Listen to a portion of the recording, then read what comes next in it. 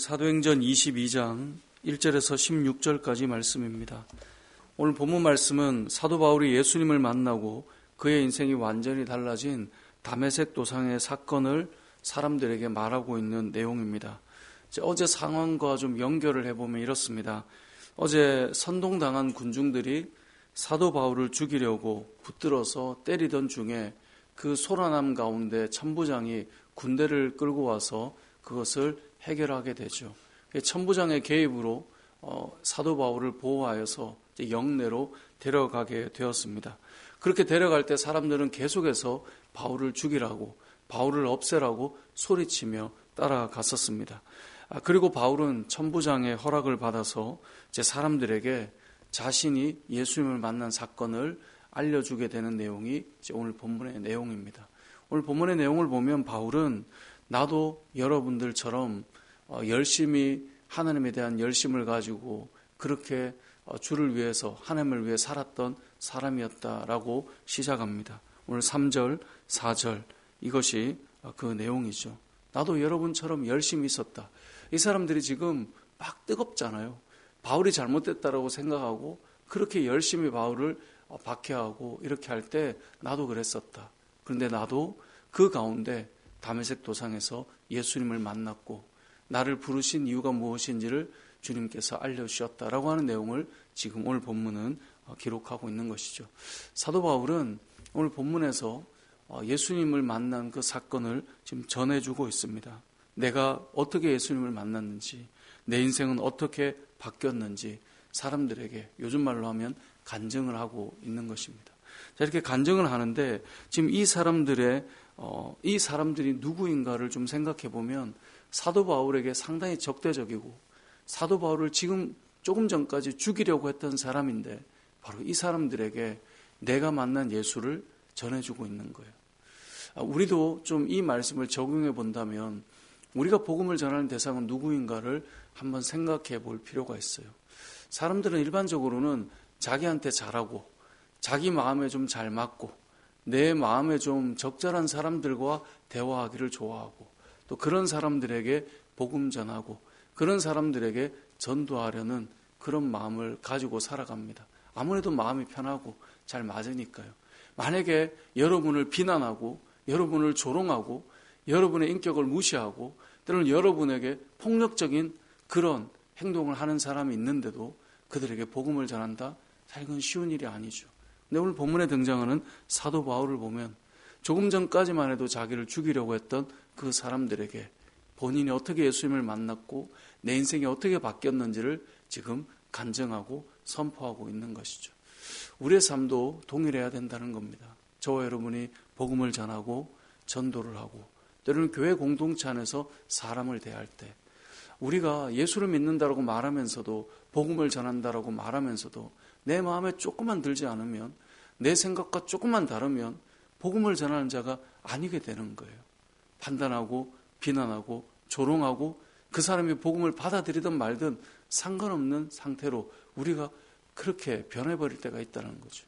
그런데 바울의 모습을 우리는 잘 기억해야 돼요. 우리가 복음을 전하는 사람은 나에게 우호적인 사람이거나 사람이 참 괜찮아서 말을 걸고 싶은 사람일 때 복음을 전하는 것이 아니라 그 어떤 상황에 그 어떤 사람을 만나도 심지어 나를 핍박하고 나를 조롱하고 나를 힘겹게 하는 사람에게도 복음을 전하고 있는 것이죠. 이 복음은 어떤 복음입니까? 내 인생을 바꿔놓은 예수 그리스도를 전하는 것이죠. 우리가 전도를 할 때요, 억지로 뭔가를 전하려고 하면 참 어려워요. 그런데 내가 예수님을 만나고 변화된 이 은혜의 고백을 하게 되는 것은 사실 쉬운 일이죠. 왜냐하면 내가 경험한 일이니까. 내가 경험하지 않은 것을 다른 사람에게 경험한 것처럼 설명을 하려면 어려워요. 그런데 내가 경험한 그 은혜를 나누면 사실 그건 쉬운 거예요. 우리가 어떤 사람이 뭔가를 얼마나 이해했느냐를 알기 위해서는 그 사람에게 물어보면 그 사람이 설명하는 걸 들어보면 사실 대략 알지 않습니까? 저 사람 알고 말하는구나. 모르고 말하는구나. 이런 복음도 똑같아요. 내가 어떻게 예수님을 만났고 내 인생이 어떻게 바뀌었는가는 내가 제일 잘 설명하지 않겠어요. 이걸 복음의 어떤 교리적인 설명이 아니라 나는 이런 사람이었는데 예수님을 만나서 지금 이렇게 바뀌었고 그래서 나는 이렇게 살아가고 있다. 나도 이제는 당신들처럼 정말 율법에 정통한 그런 학문 속에서 열심과 열정을 가지고 예수를 믿는다 하면 옥에 가두고 예수를 믿는다 하면 핍박을 하고 예수를 믿는다 하면 죽임을 당해도 마땅하게 여겼던 사람이었는데 내가 이렇게 다메섹 도상에서 예수님을 만났고 그래서 내가 완전히 바뀌었고 내가 이런 사명을 가지게 됐고 나도 당신들과 같은 사람이었지만 이런 변화가 있었다. 그럼 이것은 경험하게 되면 그냥 말할 수 있게 되는 것입니다. 그래서 오늘 본문을 통해 우리가 기억할 것은 우리가 주의 복음을 전할 때 내가 받는 은혜를 나누는 것인데요. 특별히 그 대상이 내 마음에 좋고 맞는 사람들, 그런 사람들에게 나아가서 복음 전한다는 이야기가 아니에요.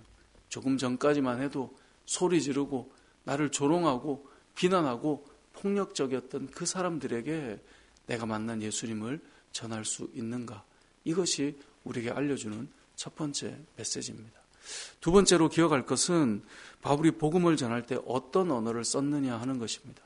자, 어제 본문과 오늘 본문을 연결해 보면 사도 바울이 천부장에게 이제 잡혀와서 사람들이 왜 이렇게 하는지에 막 서로 소란스러우니까 천부장이 아우 안 되겠어 영내로 데려갔단 말이죠.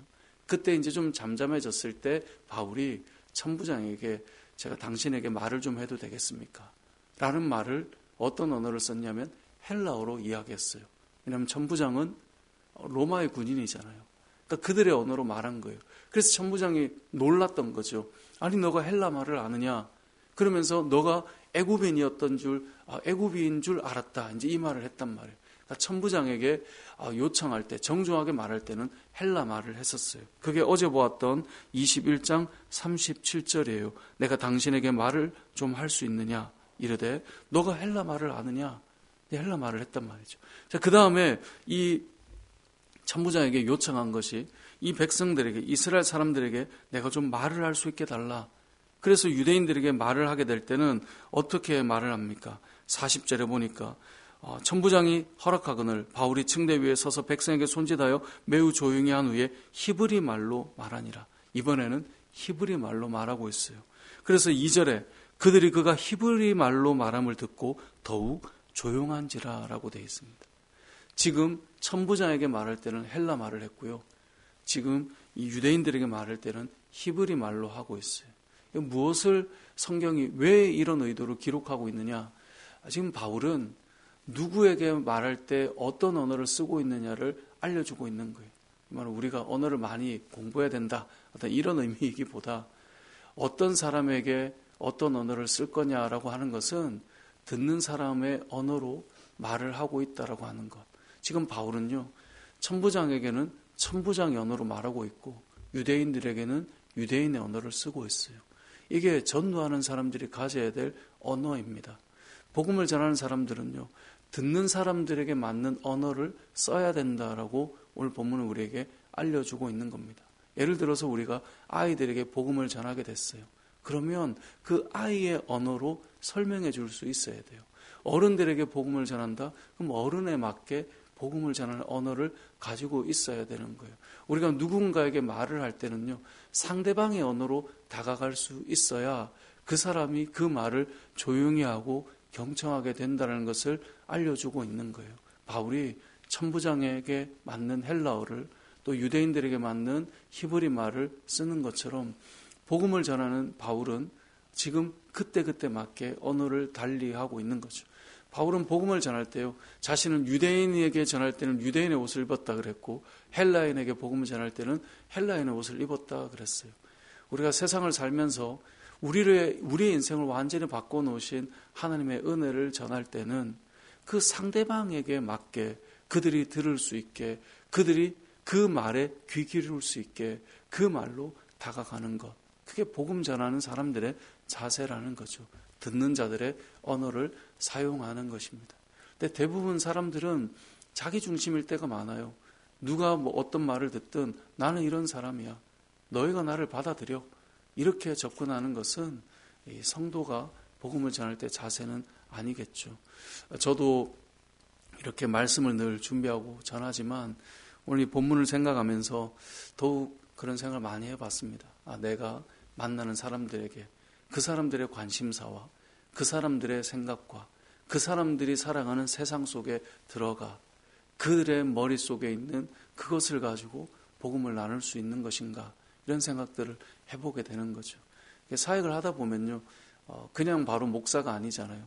저도 청소년 사역을 오래 하다가 청년 사역을 이렇게 하다가 이제 교구 사역도 하고 이런 시간들을 보냈는데, 중학생, 고등학생 사역을 할 때는 그들의 관심사로 접근해서 이야기하고 그렇게 설교를 하고 이랬던 기억이 오늘 이 본문을 이렇게 묵상할 때 생각이 많이 났어요.